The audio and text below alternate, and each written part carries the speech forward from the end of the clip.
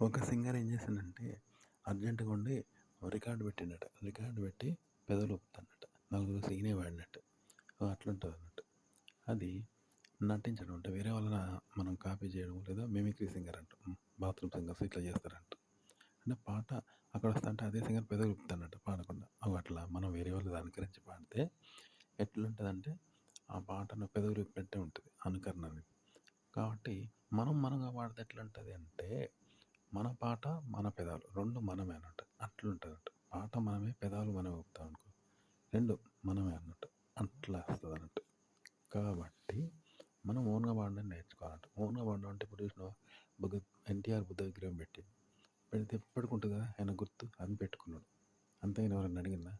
ఆయన చరిత్రలో నిలిచిపోతాడు కదా! ఆయన గుర్తుంటది. అదే వేరే వాళ్ళు పెడితే ఆయన పేరుండదు. రేపు రాబోయే రోజుల్లో చరిత్రలో ఎన్టీ రావు పరిపాలించండి అని ఒక గుర్తుంటది. ప్రతి ఒక్కరు కోరుకుంటదా? తనదైన గుర్తింపు కోరుకుంటదా? మనం ఒరిజినల్‌గా వాడితే ఇట్లుంటదనమాట. నటించకూడదు లేదా అనుకరించకూడదు. వేరే వాళ్ళ మిమిక్రీ చేయదు. ఒరిజినల్‌గా వాడాలనమాట పాట. ఒక పాట ఎలా పాడాలంటే ఇప్పుడు ఎందుకంటే కంసాలోడు ఏం చేసేది ఒక రాతిని గిన్నె చేయాలంటే దాన్ని ఇసుకలో ముద్ర కొట్టేది. కొట్టి ఇంకో దాంట్లో కరగబెట్టి మళ్ళీ పోసేది. రాతిని పోస్తే సేమ్ అదే గెలిచేదిగా అట్లా అన్నట్టు. అంతేగాని నిజంగా చేయదు మళ్ళీ. డూప్లికేట్ చేయాలి సేమ్ అట్లనే. అట్లా అన్నట్టు. అది పాట పాడడం అంటే.